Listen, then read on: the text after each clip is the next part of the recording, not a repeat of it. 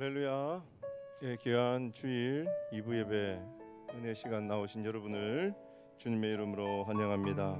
우리를 구원하신 예수 그리스도 그 십자가의 보혈의 능력을 찬양합니다. 우리를 구원한 유일한 능력 되신 예수 그리스도 그 보혈의 능력을 찬양합니다. 이 시간 함께 갈보리 산 위에 우리의 마음을 다하여 함께 찬양하며 나가겠습니다. 갈보리 산 위에 십자가 섰으니 주가 고난을 당한 벼라. 험한 십자가를 내가 사랑함은 주가 보혈을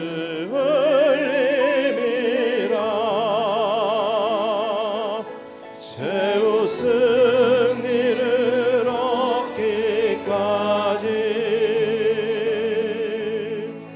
주의 십자가 사랑하리. 빛나며 멸류관 받기까지 험한 십자가 붙들겠네. 멸시천대 받은 주의 십자가에 나의 마음이 끌리도다. 귀한 어린 양이 세상 죄를 지고 험한 십자가 지셨도다. 죄우 승리를 얻기까지 주의 십자가 사랑하리.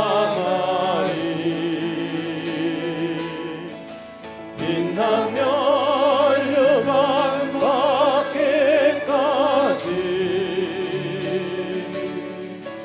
험한 십자가 붙들겠네.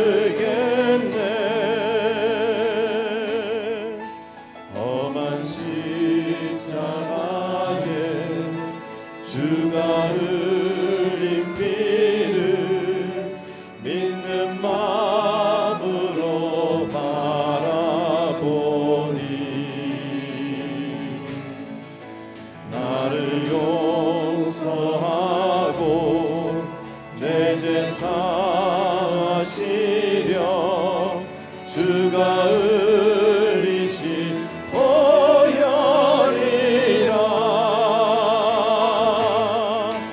죄우 승리를 얻기까지 주의 십자가 사랑하리.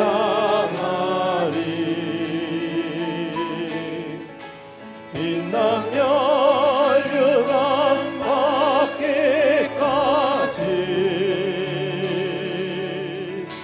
험한 십자가 붙들겠네. 주님 예비하신 나의 본향집에 나를 부르실 그날에는 영광 중에 계신 우리 주와 함께 내가 죽도록 충성하리.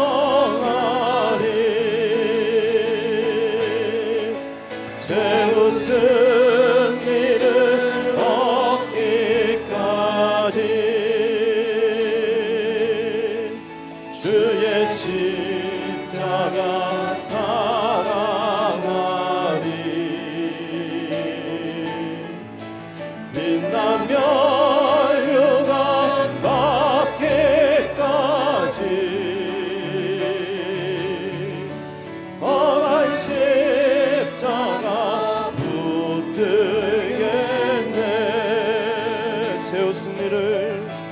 최후 승리를 얻기까지 주의 십자가 사랑하리.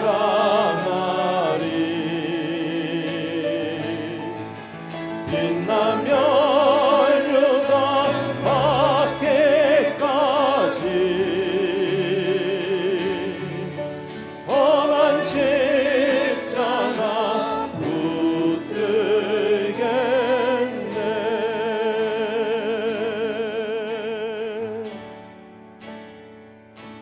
모든 능력과 모든 권세 모든 것 위에 뛰어나신 주님,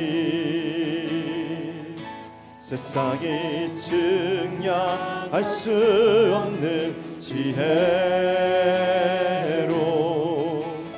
모든 만물 창조하셨네. 모든 나라와 모든 보좌 이 세상 모든 경이로움보다 이 세상 모든 값진 보물보다 더욱 귀하신 나의 주님,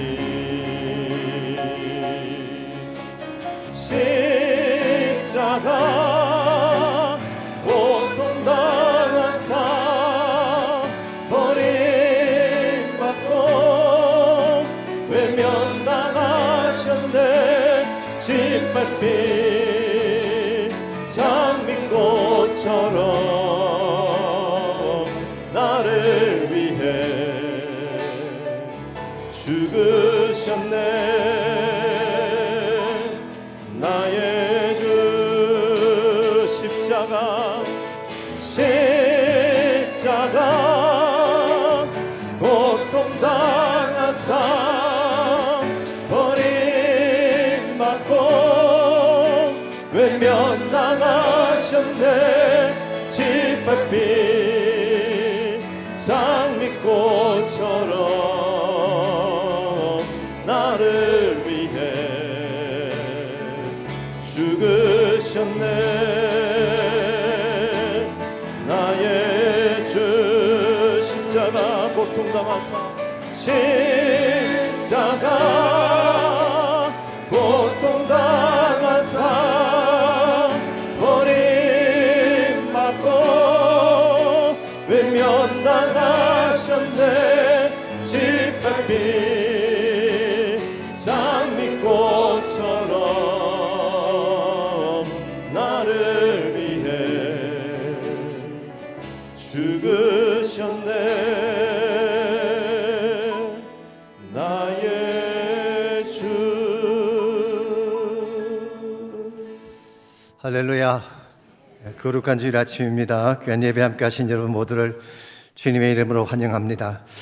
이제 마음을 정돈하시고 다 자리에서 일어나셔서 경건한 심령으로 하나님 앞에 예배 드릴 수 있기를 바랍니다. 다 함께 기도하심으로 2부 예배를 하나님께 드리시겠습니다.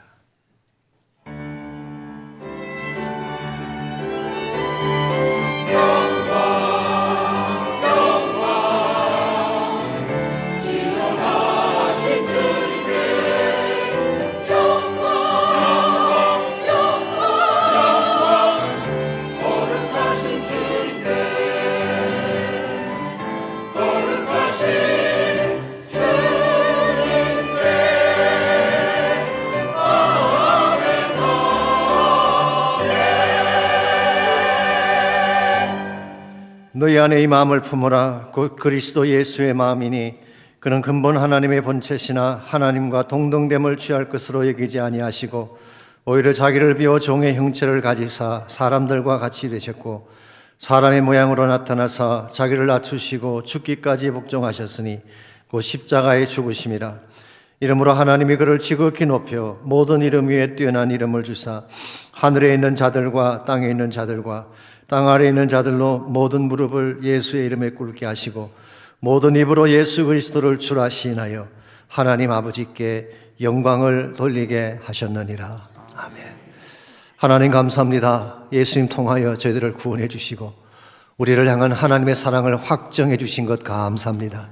이 놀라우신 하나님을 찬양하며 예배할 때에 예배가 하나님께 영광된 예배가 되게 하시고 우리 심령에 새로운 변화가 일어나는 축복되고 아름다운 시간 되게 하여 주시옵소서.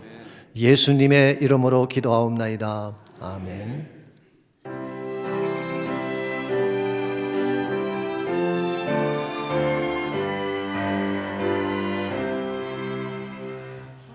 하늘에 가득 찬 영광의 하나님, 온 땅에 충만한 존귀하신 하나님, 생명과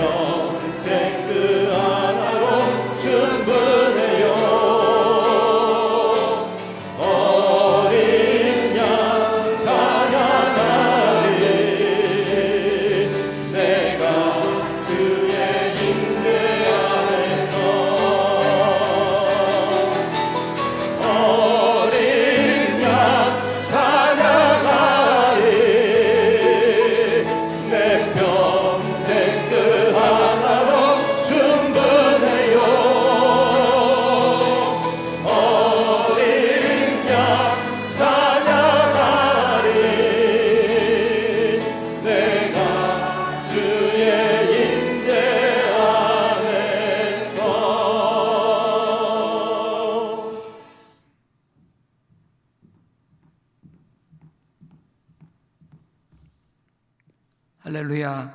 온 우주와 하늘과 땅과 그 가운데 모든 만물을 지으시고 다스리시는 하나님 아버지, 저희들에게 생명과 호흡을 주심에 감사드리며 찬송과 영광을 올려드립니다.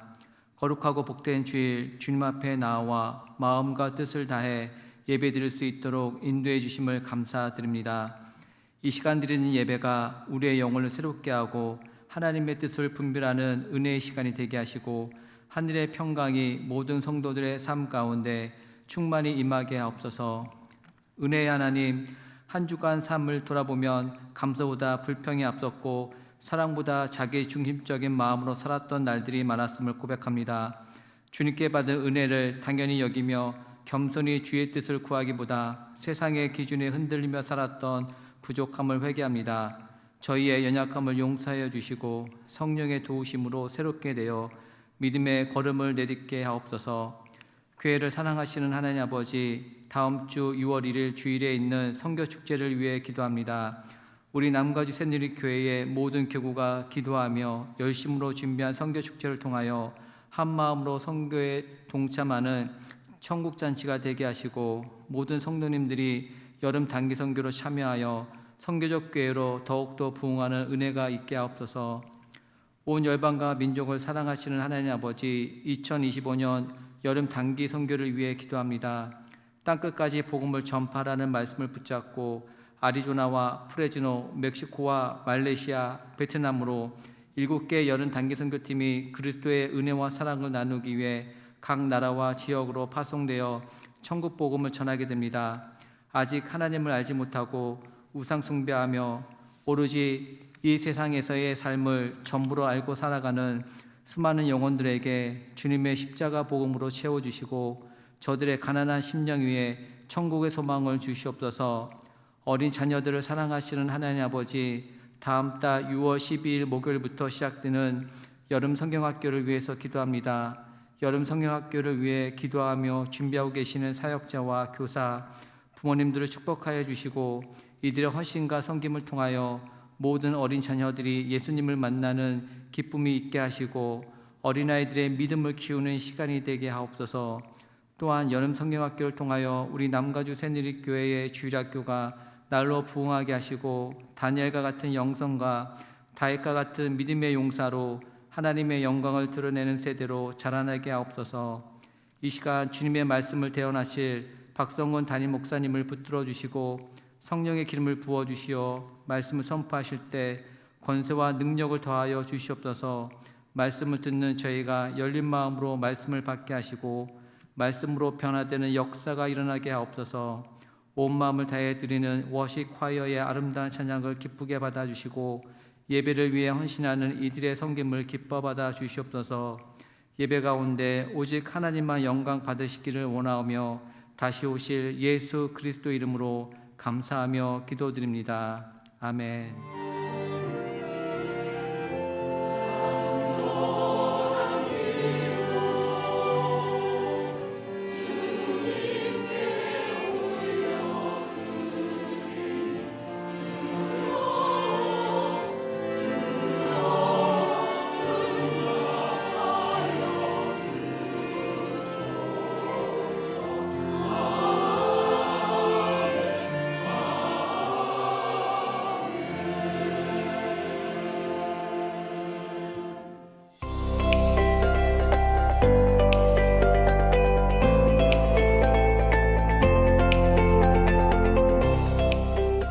다음 주일 오전 9시부터 선교축제가 진행됩니다. 주보 안에 있는 간지에 교구별로 판매할 품목들이 명시되어 있습니다. 특별히 3부 예배 직후에 플라자에서 진행되는 선교팀들을 위한 기도 모임에 많은 참여를 부탁드립니다. 선교 바자회의 모든 수익금은 전액 선교를 위해 사용됩니다. 모든 BSBC 성도님들의 적극적인 참여에 감사드립니다. BSBC 라이프가 2주 앞으로 다가왔습니다. 등록을 서둘러 주시기 바랍니다. 오는 6월 8일 오후 1시에 미션센터에서 시작합니다. 박성근 담임 목사님과 함께하는 유익한 시간이 될 것입니다. 간식과 베이비시터가 준비되어 있습니다. 참석하셔서 풍성한 은혜 받으시기 바랍니다. 오늘은 단기 선교를 신청할 수 있는 마지막 주일입니다. 오늘로써 모든 여름 단기 선교 신청을 마감합니다. 현관 안내석에서 신청해 주시고 선교 축제 때 진행되는 특별 소개에 참석해 주시기 바랍니다. 계속해서 많은 신청과 기도를 부탁드립니다. 주님 안에서 행복한 한 주 보내시길 바랍니다. 오늘 귀한 2부 예배 함께 하신 여러분 모두를 다시 한번 주님의 이름으로 환영합니다. 또 온라인에서 예배하시는 모든 성도님들도 환영합니다. 오늘이 주님의 고난을 묵상하는 고난 주일입니다. 우리가 종려주일, 팜 산데이라고 부르기도 하죠. 예수님께서 예루살렘에 입성한 날을 기념하는, 그리고 정확하게 일주일 뒤에 부활하시게 됩니다. 그래서 오늘을 시작점으로 해서 한 주간을 우리가 고난 주간으로 지키게 됩니다. 특별히 내일 아침부터 애니 암스트롱 선교 새벽 기도가 있는데 우리 예수님의 고난의 십자가를 묵상하면서 또 선교에 헌신하는 그런 시간이 될 수 있기를 바랍니다. 오는 금요일 저녁 우리 굿 프라이데이입니다. 월시과회가 준비한 부활절 칸타타 찬양이 있고 또 침례식이 있고 주의 만찬이 있습니다. 꼭 오셔서 고난의 주를 묵상하며 헌신하시는 그런 시간이 있기를 바랍니다. 4월 25일 영성 캠퍼가 있는 거 기억하시고, 또 오는 토요일 오후 2시부터 우리 주일학교 교사 세미나가 있습니다. 여러분 많이 도와주시고 기도해 주시기 바랍니다. 우리 VBS 등록에 대한 광고가 있고 여름 단기 선교 신청에 대한 광고가 있습니다. 참조하셔서 도와주시길 바랍니다. 우리 시간 다 일어나셔서 서로 축복하며 찬양하는 시간 갖겠습니다. 옆에 계신 분들을 향해 두 손을 향하시고 고백합니다.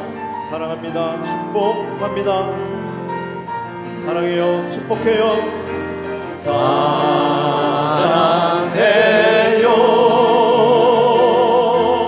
축복해요.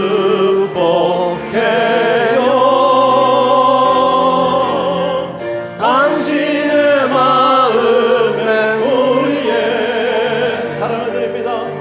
사랑을 드려요. 사랑께 감사의 박수 드리겠습니다. 기도하겠습니다. 하나님 감사합니다. 예수님 이 땅에 보내주셔서 우리의 생명을 구원해 주시고 정말 살아야 될 참된 이유와 목적을 발견하게 하셔서 주의 나라 영광 위에 살게 하신 것 감사합니다. 이 시간 주님의 고난을 묵상하며 하나님의 은혜를 기억하며 소중한 예물을 주님 앞에 올려드립니다. 말씀에 순종해 드리는 11조 헌물을 축복하시고 감사의 제목들과 선교와 구제를 위한 모든 헌물을 축복해 주시며 하나님 목적을 위해 바르게 쓰임받는 존귀한 예물 되게 하여 주시옵소서. 이 땅을 살아가는 성도님 가정과 직장과 사업터와 생업터전을 하나님이 복되게 하셔서 부족하지 않게 연약하지 않게 풍요로움과 아름다움으로 사는 모든 주의 백성 될 수 있도록 은혜를 베풀어 주시옵소서. 감사드리오며 예수님의 이름으로 기도하옵나이다. 아멘.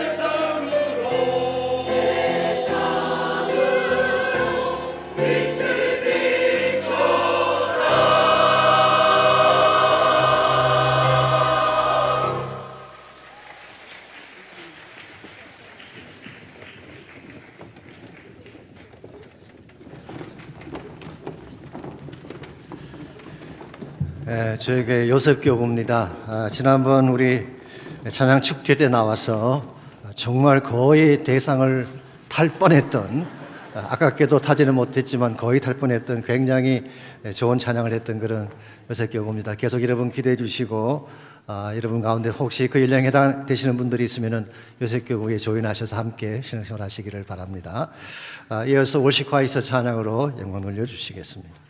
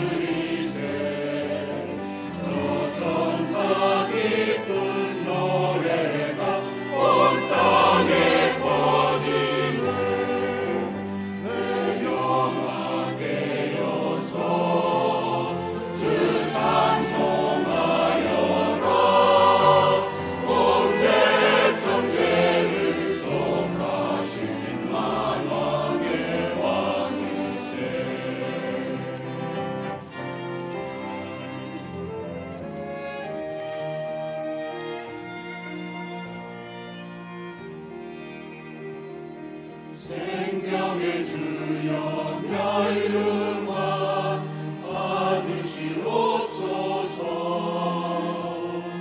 나 위에 쓰신 가시관 나 기억합니다.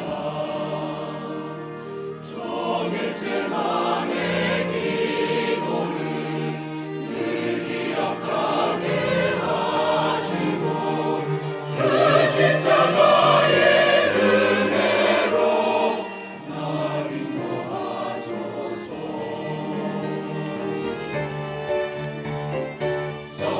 성도들아 찬양하라.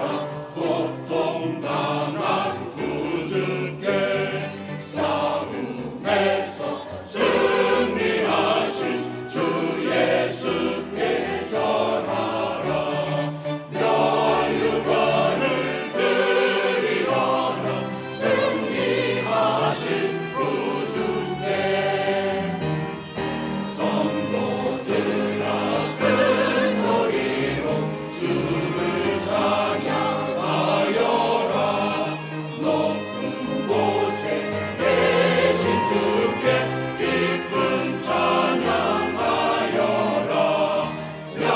멸류관을 드리어라. 왕의 왕주 예수께.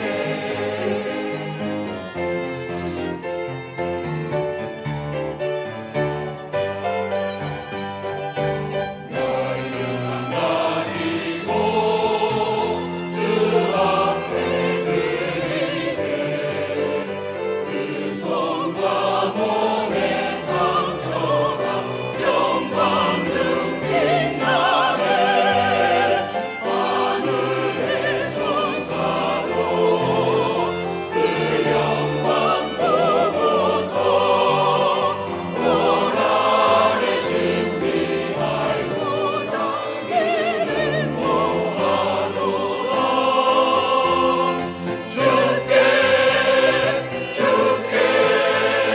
멸류관 드리세.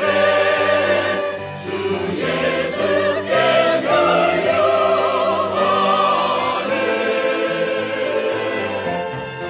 드리세.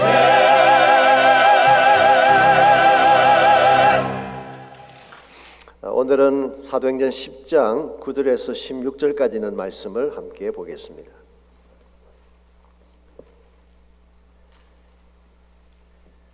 1절부터 봐야 되지만 우리 좀 시간을 줄이기 위해서 우리 9절부터 16절까지만 읽도록 하겠습니다. 네, 찾으셨으면 한 절씩 교독합니다. 이튿날 그들이 길을 가다가 그 성에 가까이 갔을 그때에 베드로가 기도하려고 지붕에 올라가니 그 시각은 제6시더라.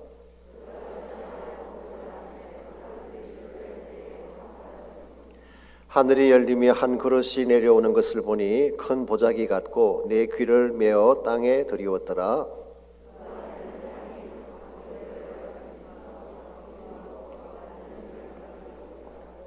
또 소리가 있으되 베드로야 일어나 잡아먹으라 하거늘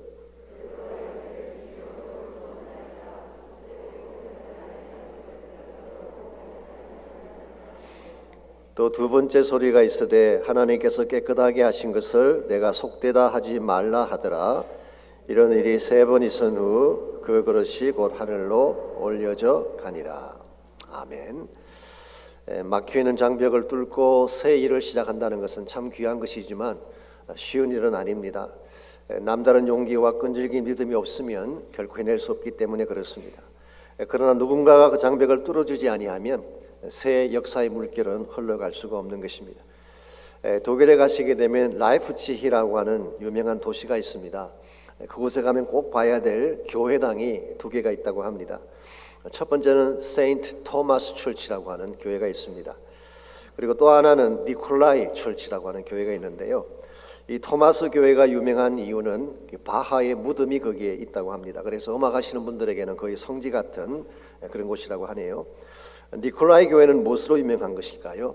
몇 가지 유명하게 된 이유가 있습니다. 첫 번째는 1539년도에 마르틴 루터가 이곳에서 설교를 하면서 종교개혁이 본격화되게 했던 교회가 바로 니콜라이 교회였습니다.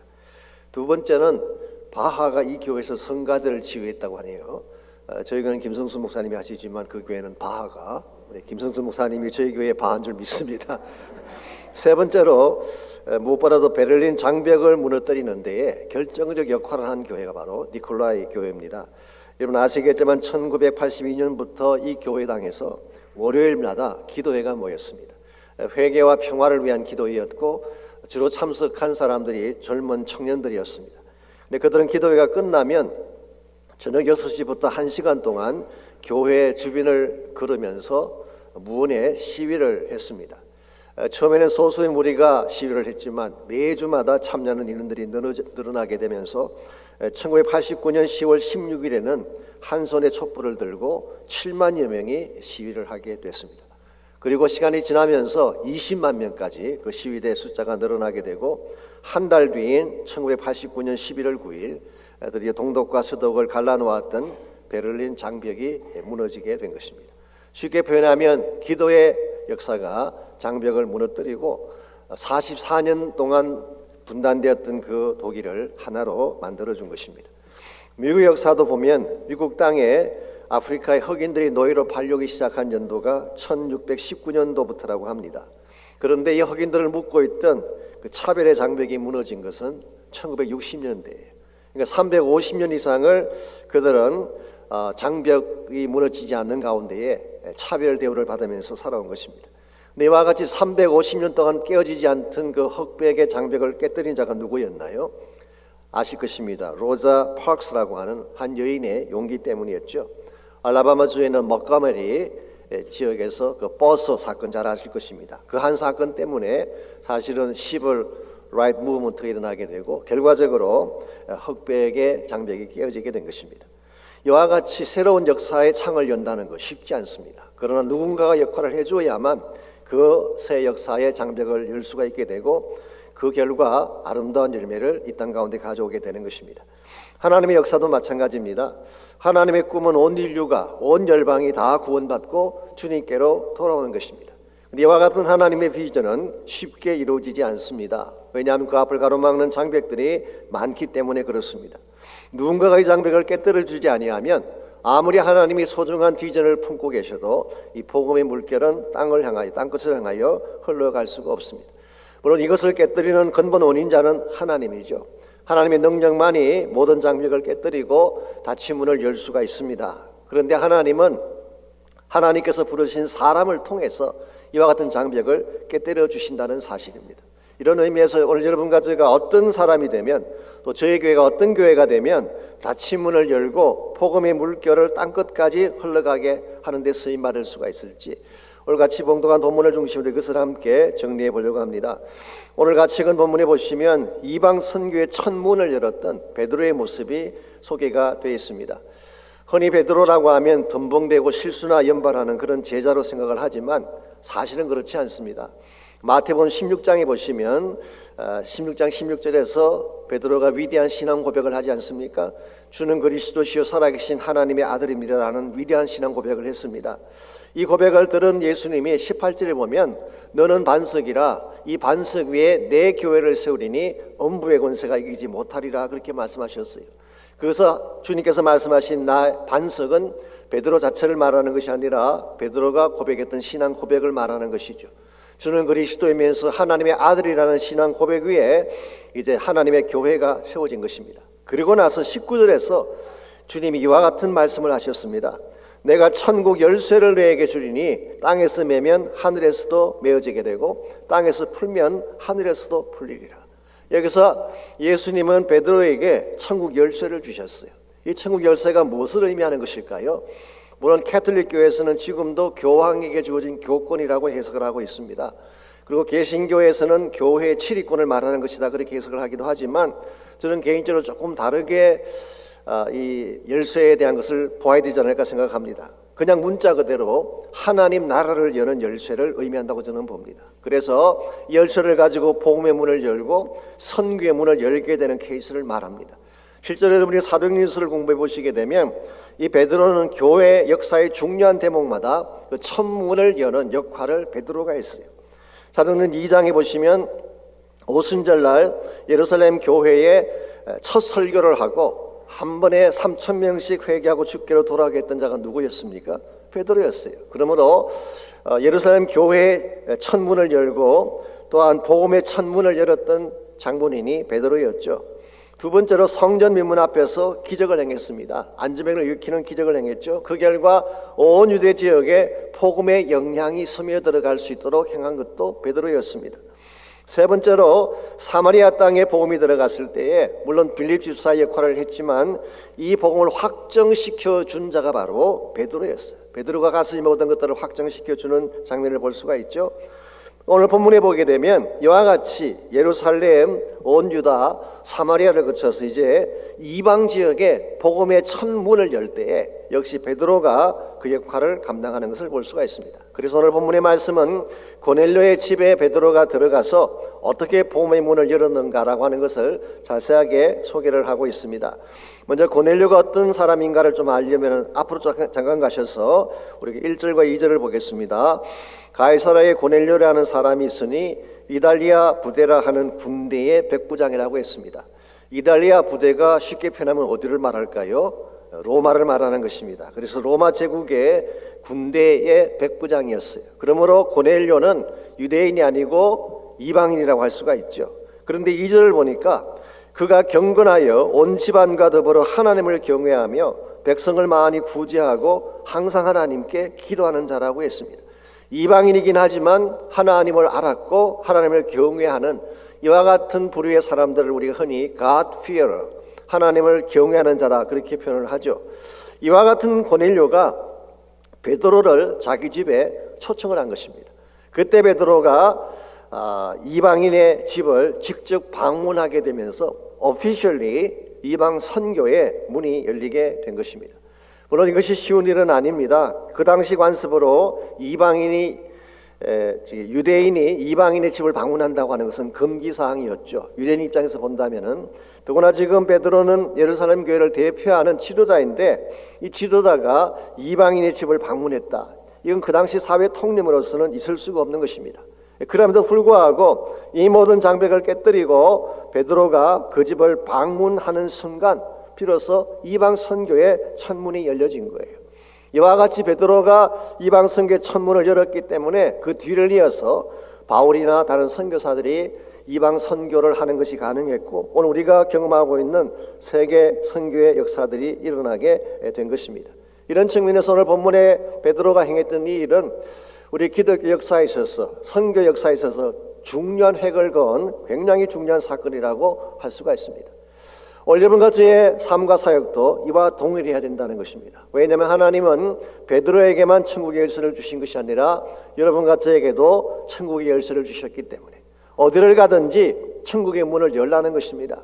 어디를 가든지 복음의 문을 열고 복음이 흘러가게 하라고 하는 것입니다. 그러므로 우리가 어디에 살든지 어떤 직장을 가지고 있든지 누구를 만나든지 천국 열쇠를 가지고 복음의 문을 여는 역할을 해야 됩니다. 그렇게 함으로써 복음이 한 곳에 막히지 아니하고 이 복음의 물결이 땅끝을 향해 끝까지 흘러갈 수 있도록 만들어야지 여러분과 저의 삶이 바르게 쓰임받는 것이 되고 하나님 앞에 영광이 되는 것입니다. 자, 그렇다면 우리의 삶을 통하여 어떻게 하면 복음의 문을 열고 이 복음의 물결을 땅끝까지 흘러가게 할 수 있을지 오늘 본문의 말씀을 중심으로 한 세 가지 이 복음의 문을 열고 복음의 물결을 흘러가게 하는 세 가지 비결에 대해서 나누려고 합니다. 첫 번째로 이 복음의 물결을 흘러가게 하려면은 기도의 채널을 열어야 됩니다.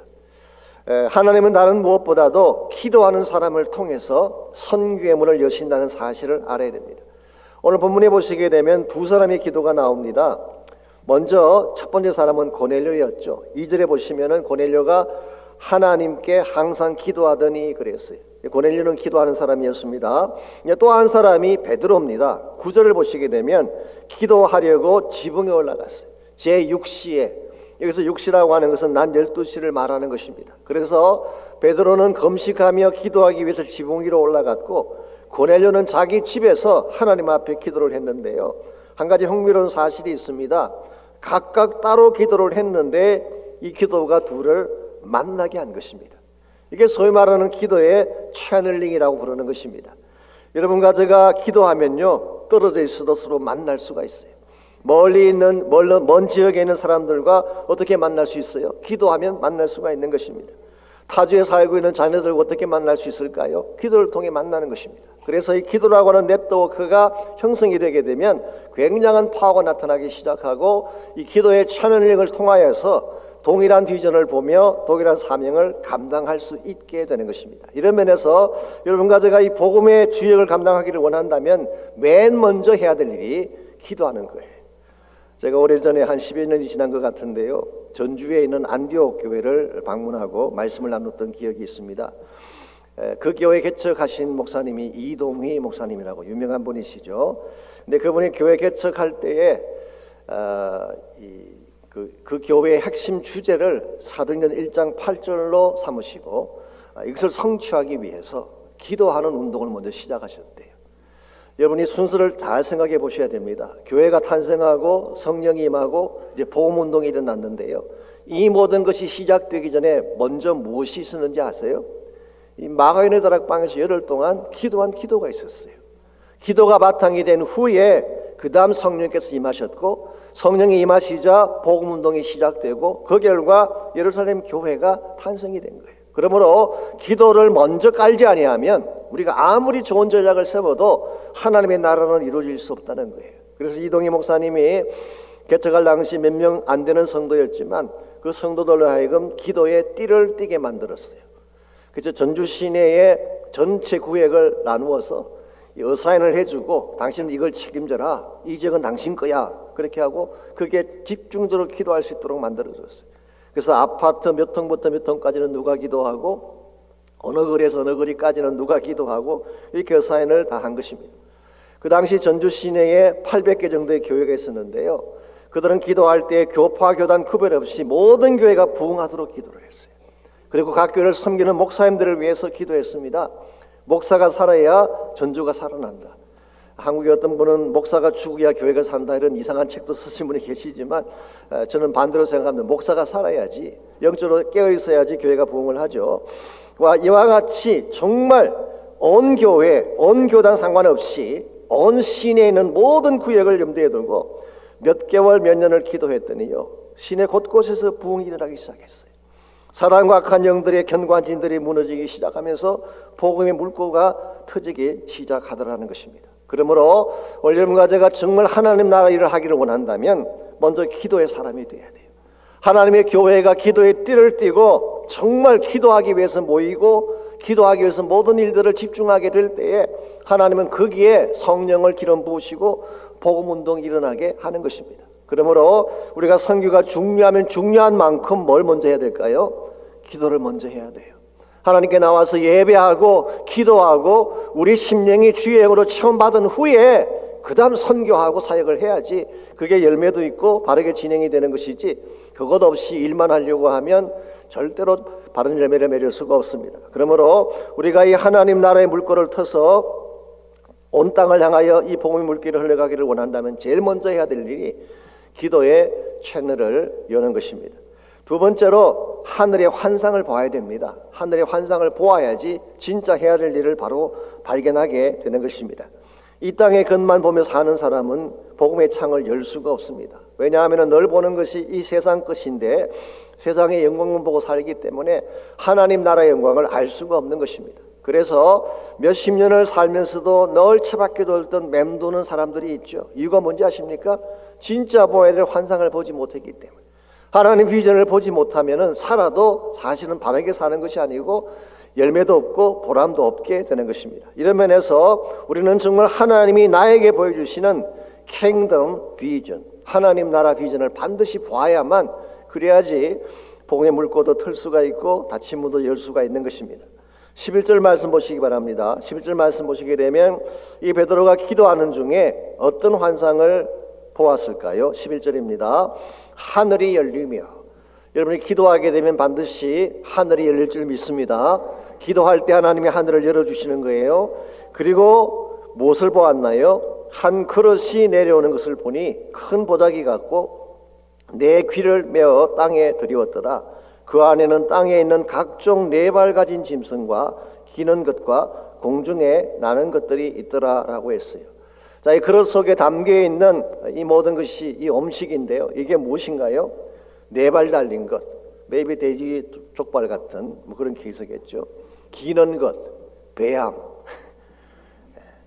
나는 것들, maybe 까마귀. 아마 한국 분들은 오늘 본문을 볼 때마다 그렇게 해석할 가능성이 있습니다. 한국 사람들이 선호하는 식품들 그게 나왔는데 이건 사실 베드로가 원했던 환상은 아니었어요. 환상을 본다면은 뭐 최소한 야곱이 보았던 것처럼 하늘이 열리며 천사가 왕래하고 뭐 그런 걸 봐야지 환상을 봤다 그럴 텐데, 아니면 사도 요한이 보았던 것처럼 새하늘과 새 땅을 보고 보좌를 본다든가 이런 걸 보아야지 환상이라고 할 수 있을 텐데 베드로는 보고 싶지 않은 걸 본 거예요. 가장 더럽게 여기고 누추하게 생각하는 것을 하나님이 보여주셨어요. 근데 여러분, 저는 여기에 하나님의 가슴이, 하나님의 꿈이 잘 새겨져 있다고 생각합니다. 메시지는 이런 것입니다.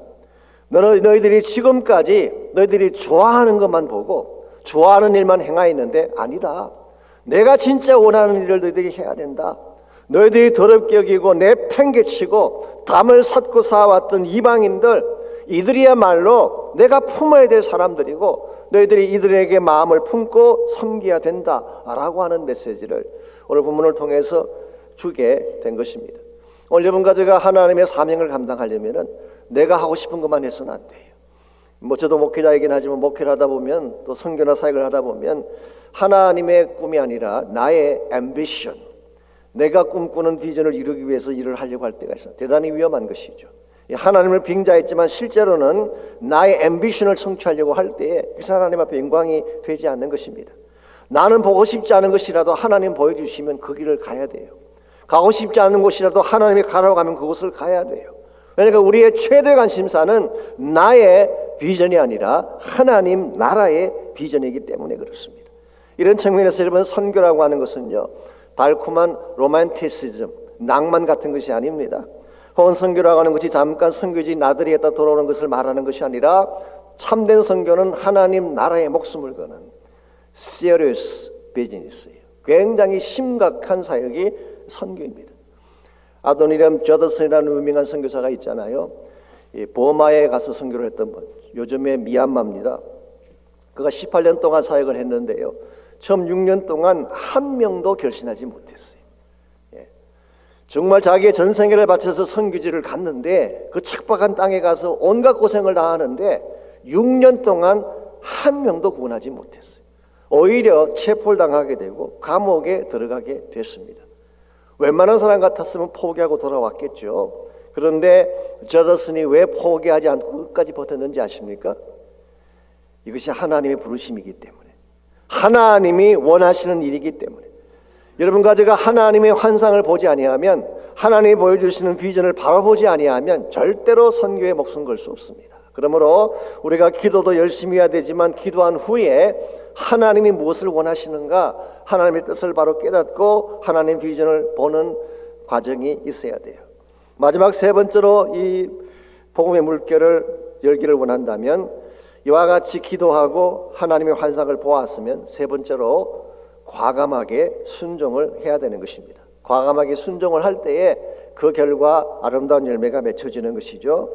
아까도 말씀을 드린 것처럼 베드로가 이방인 고넬료 집을 방문했다고 했는데요, 사실 이거 쉬운 일이 아니었죠. 그래서 환상을 보았을 때 베드로 같은 분도 처음에는 노했어요.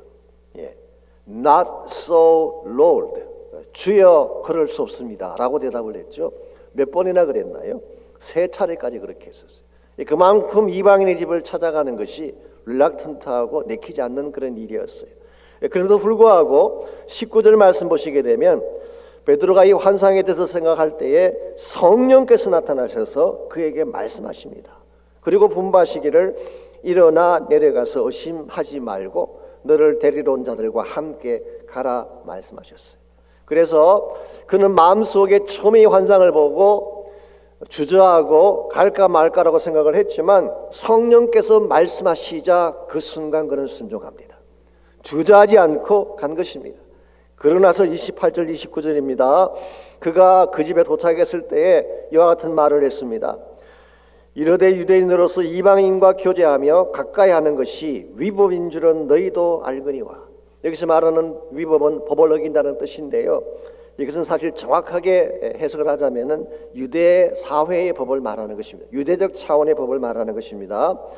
위법인 줄을 너희도 알거니와 하나님께서 내게 지시하사 아무도 속되다 하거나 깨끗하지 않다 하지 말라 하시기로 부름을 사용하지 아니하고 왔노라. 우리말 번역은 부름을 사용하지 아니하고 왔노라 그랬지만 영어 성경 보면은 I came to you without any objection, without hesitation 그런 뜻이. 하나에 반대하는 마음도 가지지 아니하고 주저하지 아니하고 이 말씀에 순종해서 왔다 그런 뜻입니다. 이게 과감한 순종이에요. 나의 생각과 달랐지만 나의 기대하는 것과는 다른 현실이 주어졌지만 하나님이 말씀하셨기 때문에 그는 주저하지 않고 변명하지 아니하고 간 것입니다. 이와 같이 그가 과감하게 순종을 했기 때문에 그는 하나님이 준비하신 또 하나의 오순절을 경험하게 되죠. 제가 내일 자세하게 좀 더 설명을 드릴 기회가 있을 것입니다만은 이 고넬료의 집에 오순절 일어났던 똑같은 현상이 일어났어요. 성령이 임하고 방언을 말하기 시작하고 성령이 행하시는 놀라운 현장을 목격하게 되죠. 그리고 이것을 계기로 이방 선교가 본격적으로 열려지게 된 것입니다. 오늘 여러분과 제가 생각을 많이 할 때가 있는데요, 우리 생각을 너무 많이 하다 보면 하나님 뜻을 순종하지 못할 때가 있어요. 갈까 말까, 가게 되면 어떤 이익이 있을까, 어떤 손해가 있을까 계산하고 따지고, 여러분이 그렇게 하면 절대 순종 못해요. 하나님 말씀하시면 그냥 순종하는 것입니다. 순종하고 나면 하나님이 다 알아서 해주세요. 알게 하시고 깨닫게 하시고 만나게 해주시는 것입니다. 그래서 우리가 정말 하나님의 나라 사역을 감당하기를 원한다면 하나님이 뭐라고 말씀하시든 순종하는 것이 필요해요. 하나님의 교회가 교회다워지는 비결이 뭔지 아십니까? 하나님 말씀에 순종해서 과감한 순종의 열매를 맺는 거예요. 그게 교회를 교회답게 만드는 가장 중요한 일이고, 그때 하나님께서 기적의 창을 열어주시고 복음의 새 물꼬를 트게 해주셔서 마지막 시대에 정말 해야 될 일을 감당하게 해주시는 것입니다. 사랑하는 형제자매 여러분, 하나님은 지금도 일을 하고 계십니다. 그리고 하나님의 마음 중심에는 딱 하나밖에 없어요. 잃어버린 영혼이 다 죽기로 돌아오는 거예요. 이게 하나님의 마음의 소원이기도 하고 하나님의 아픔이기도 합니다. 왜냐하니까 아직도 하나님께로 돌아오지 못한 사람들이 너무나 많기 때문에 오늘 하나님은 이 선교의 물결, 복음의 물결이 멈추기를 원치 아니하십니다. 예루살렘에서 시작된 그 물결이 유대와 사마리아를 통하여서 땅끝을 향해 흘러가지 않았습니까? 그리고 유럽을 복음화시키고 미국을 복음화시킨 이 복음이 한국 땅을 복음화시키지 않았습니까? 거기서 멈추지 아니하고 이제 중국을 넘어서고 중앙아시아를 지나서 정말 모슬람의 모든 장벽을 다 뚫고 복음의 시작지였던 다시 예루살렘으로 돌아가고 있지 않습니까? 이게 하나님이 지금도 하시는 일이고, 이와 같은 하나님의 귀한 일 가운데 우리가 동참하면 여러분은 복음의 물결을 일으키는 주역이 될 수가 있는 거예요. 그러므로 우리 남은 생애가 그저 나를 위한 생애로 끝내지 말고 정말 하나님의 부르심에 순종해서 이 킹덤 비전을 위해 나를 내어 드릴 때에 여러분이 가장 값지게 쓰임받을 수가 있게 되고, 여러분 때문에 온 땅이 복음의 복을 누리게 되는 역사가 일어나는 것입니다. 그러므로 여러분과 제가 닫힌 문들을 열기를 원한다면 하나님께 나오셔서 기도하셔야 돼요. 기도하게 되면 기도는 닫힌 문을 여는 파워가 있습니다. 기도할 때 환경의 문이 열릴 줄 믿습니다. 불경기니 코로나니 하는 이 모든 환경의 문을 기도할 때 하나님이 열어주시는 거예요. 기도하면 마음의 문을 열게 됩니다. 내 마음속에 있던 미움과 상처와 정오심, 편견과 삐뚤 모든 마음들을 다 내려놓고 내 마음을 열게 하는 파워가 기도할 때 주어지는 것입니다. 기도하면 영적인 문을 열어주세요. 부흥의 문을 열어주시고 예배 부흥이 다시 일어날 수 있도록 축복하는 것입니다. 우리가 정말 다시 부흥이 일어나기를 소원한다면, 예배가 다시 회복되기를 원한다면 하나님께 나가서 기도해야 돼요. 하나님, 닫혀있는 모든 예배 문을 열어주십시오. 닫혀있는 부흥의 문을 열어주십시오. 닫히는 영적인 축복의 문을 열어달라고 여러분이 기도하시기를 바랍니다. 무엇보다 기도하게 되면 하나님이 기적의 문을 열어주세요. 기도하는 자에게 하나님은 역사하십니다. 질병이 떠나가게 하세요. 저주가 풀리게 하십니다. 열교가 무너지게 하는 것입니다. 그러므로 우리가 정말 전심을 다해 기도할 때에 닫힌 문들이 열려지게 되고 선교 역사가 일어나게 되고 하나님 사회적 기적이 일어나게 될 줄 믿습니다. 그럼 우리 아침에 한번 기도하기를 원합니다. 닫힌 문들아 열릴지어다. 나사렛 예수 그리스도 이름으로 선포하며 기도하십시오. 여러분을 닫고 있는 여러분의 인생 가운데 막힌 것이 무엇이든지 믿음으로 기도하시기를 바랍니다. 닫힌 환경이 열릴 수 있도록, 고난의 문제들이 열릴 수 있도록, 막혀진 관계성이 열릴 수 있도록, 내 육체의 질병이 떠나갈 수 있도록, 무엇보다도 상한 마음들, 닫혀있는 마음들이 열려져서 참된 하나님의 부흥을 바라보며 생명의 부흥을 볼 수 있도록 여러분 기도하시기 바랍니다. 우리 한 목소리 합심해서 닫힌 문을 열어주옵소서 기도하겠습니다. 샘물과 같은 모여를 주님의 피로다. 보혈의 죄를 씻으며 정하게 되겠네. 정하게 되겠네. 정하게 되겠네. 보혈의 죄를 씻으며 정하게 되겠네. 죄속함 받은 백성은 죄속함 받은 백성은 영생을 얻겠네. 샘솟듯 하는 피곤새 한없이 그도 날 정케 하신 피보니 날 정케 하신 피보니 그 사랑 하나없네. 살도만 많은 사랑을 늘 찬송하. 우리 다이어에서 찬양합니다. 늘 찬송하겠네. 늘 찬송하겠네. 늘 찬송하겠네.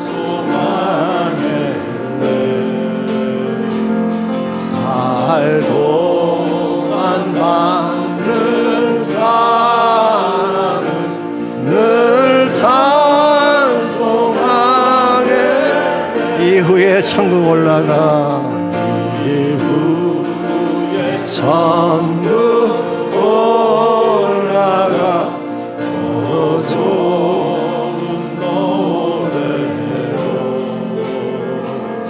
날 구속하시는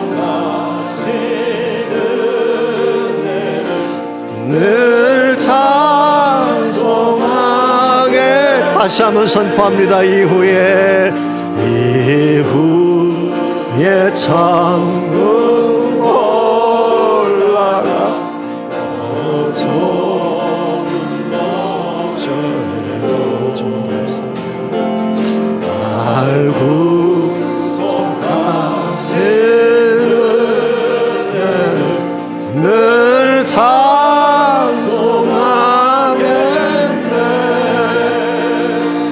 늘 찬송하겠네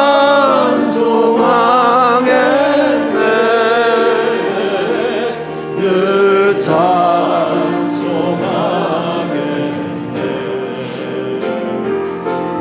날 구속하시는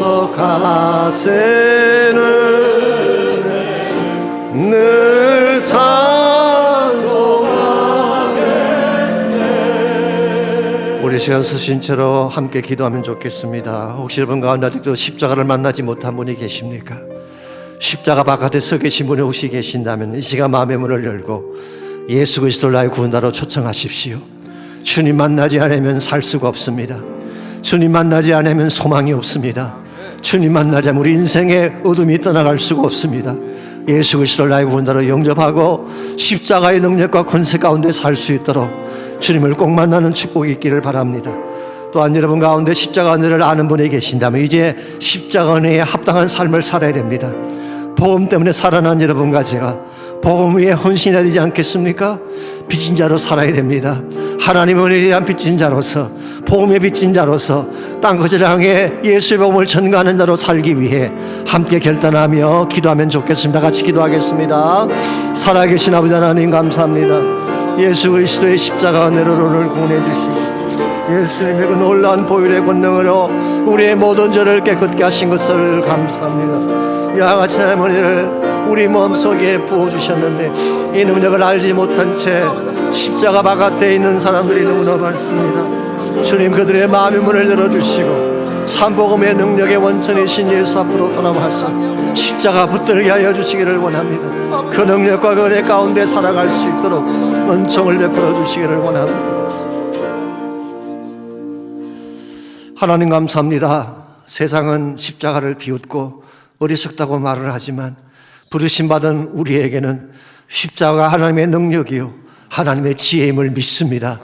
이 십자가의 능력과 건설을 가지고 이 땅을 밝게 만들며 복음으로 세상을 변화시키는 우리 모두가 되게 하여 주시옵소서.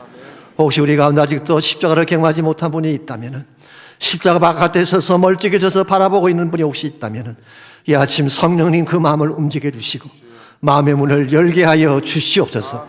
예수 그리스도를 나의 구원자로 영접하게 하시고 피 묻은 십자가를 붙들게 도와주시고 십자가 안에서 생명 얻고 치유받고 참 소망 얻고 달려갈 수 있는 주의 사람들 되게 하여 주시옵소서. 이제는 우리 구주 예수 그리스도의 은혜와 하나님 아버지의 무한하신 사랑과 성령님의 충만한 임재하심이 예배를 마치고 돌아가는 모든 성도 한 분 한 분에게 그들의 가정과 삶의 터전과 자녀들과 자손들 위해 이제로부터 항상 함께하여 주시기를 죽으시고 부활하신 우리 구주 예수 그리스도의 이름으로 간절히 축원하옵나이다.